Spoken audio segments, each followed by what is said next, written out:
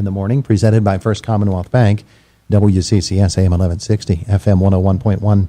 And it's Jim Struzzi time. Good morning. Good morning, Todd. Good to have you here today. I said you were all dressed up. You have some official function? We do. We are going to be welcoming new IUP faculty today. Oh, yeah? Yes. There's a luncheon this afternoon.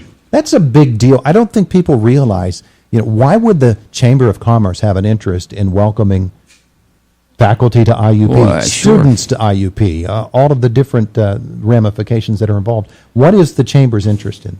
Well, obviously, anytime new students come, new faculty, we want to welcome to the community because that brings income to Indiana County. Mm-hmm. We hope that they would want to locate here, hope that they would set up their career path here and have a family here.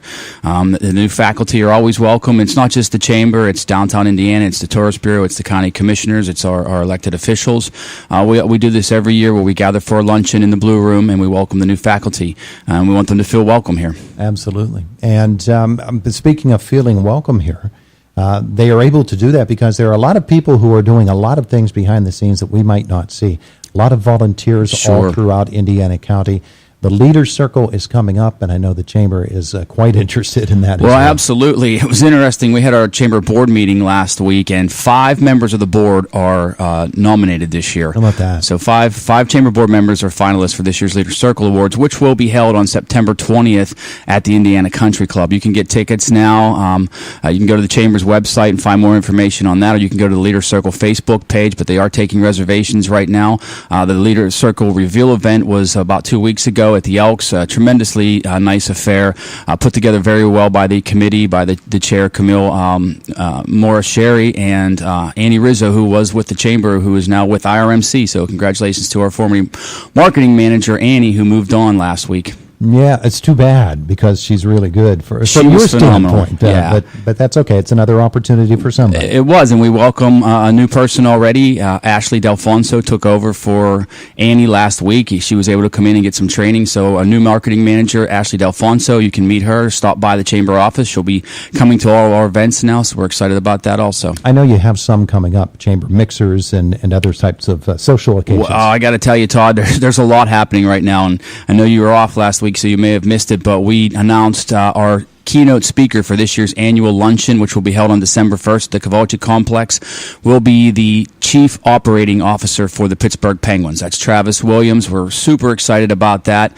He's going to be coming in, talking to us about the Pittsburgh Penguins, of course, from a Stanley Cup winning standpoint, but also from a business standpoint. How do you maintain that consistent level of success, that high level of success? How do you do that as a business? How do you do that as a civic organization? So we really think it's going to be compelling for our Chamber members to attend the luncheon on December 1st. Again, we're taking reservations for that now also, so you can call the Chamber 724-465-2511 to make reservations for the luncheon. And that's an interesting angle that you take there. The Penguins as a team, of course, as a spectator sport, they're fascinating to watch. But from a business standpoint, what they've been able to do to take a really floundering franchise that was in danger of moving and to make it one of the most solid franchises in all of hockey and all of the sports world has just been an amazing turnaround. Yeah, that's why we think it's going to be really interesting to hear what he has to say at the luncheon.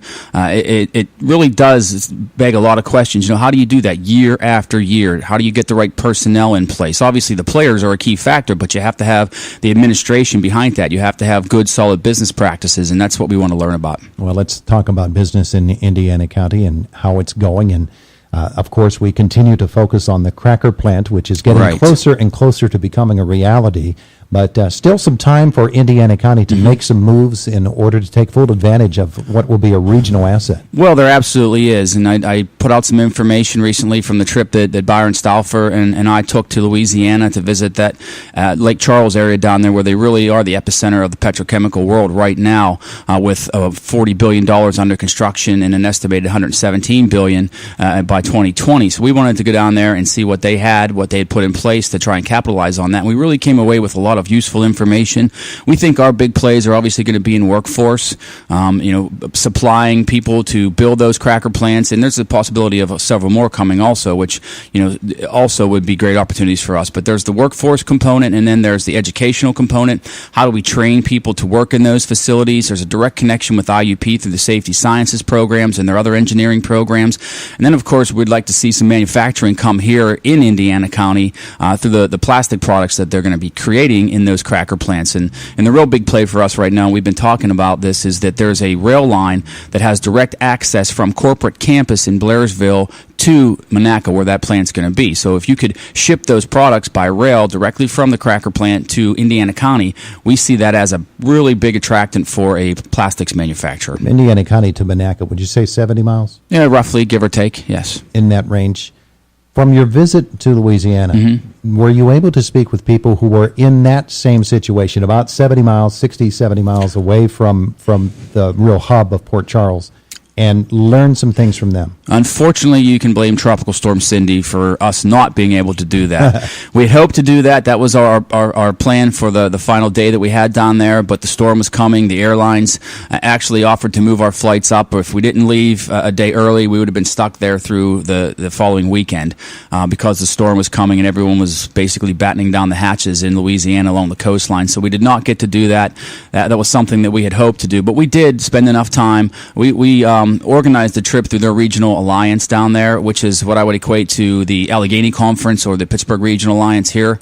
It covered 5-county area, but they put together such an aggressive agenda for us that we really did get enough information to make it useful for us coming back from an Indiana County perspective. Now, adapting them to Indiana County, everything is not going to apply here that did there, but that becomes the next task. It did, and it kind of narrowed our focus, gave us more of a specific target. That's why we're focusing on the rail line, and we're sharing all the information that we had with our educational providers, making those connections.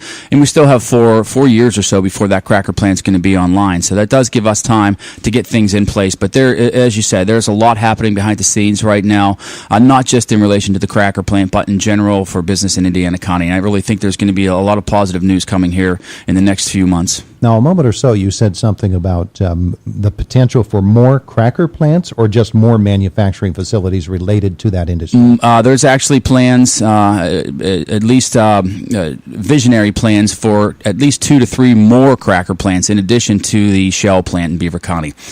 In western Pennsylvania, in the western Pennsylvania region, not necessarily in Pennsylvania, but in Ohio and West Virginia, but they would all tap into western Pennsylvania. Now, the regulatory process of making the one in Beaver County happen, that's a pretty involved thing, and a lot had to be done maneuvering in order to ensure that Shell would build the plant there. Well, the key thing, Todd, and it's really the willingness of the region to have that plant come here. That was one of the key things that we took away from Louisiana was they wanted that industry down there. You know, they welcomed it with open arms, and I think that's what you'll see happening here in western Pennsylvania, and specifically in Indiana County. The other key component was the great resource of natural gas and pipeline infrastructure, and if you look around you, that's what you see happening right now. You know, the Trinity trucks are everywhere in Indiana County right now, building that Sunoco pipeline. There's other infrastructure projects across Pennsylvania. Those are going to be key to attracting more business, to getting the product to market, and then also supplying what's needed for those cracker and ethane crackers.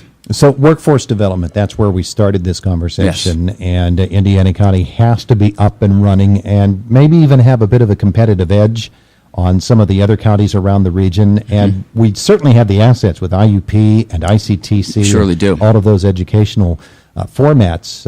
What must be done in order to get them to do what needs to be done? Well, I think the educational providers are already out in front of that. The key thing is that they have to understand what the industry needs are going to be.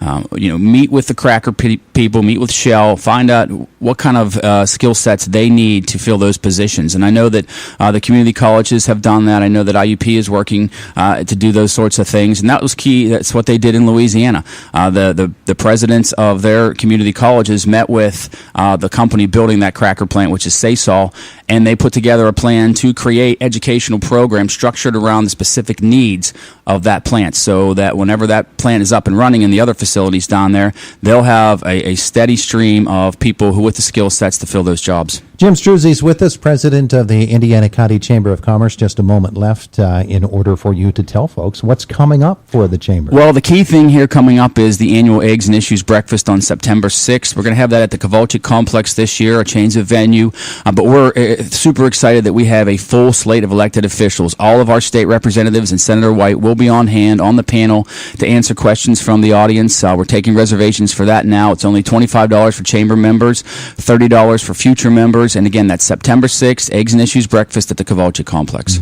Folks need to be online for that. How can they get themselves? You can go to the Chamber's website, indianacountychamber.com, give us a call at 724-465-2511, or simply stop into our office at 1019 Philadelphia Street. There you go. Very, very important. Get your questions asked and answered there.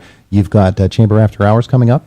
We always have many after hours, Todd. Yes, Sure. The next one is going to be on August 31st at Government and Civil Services. They are out on Philadelphia Street.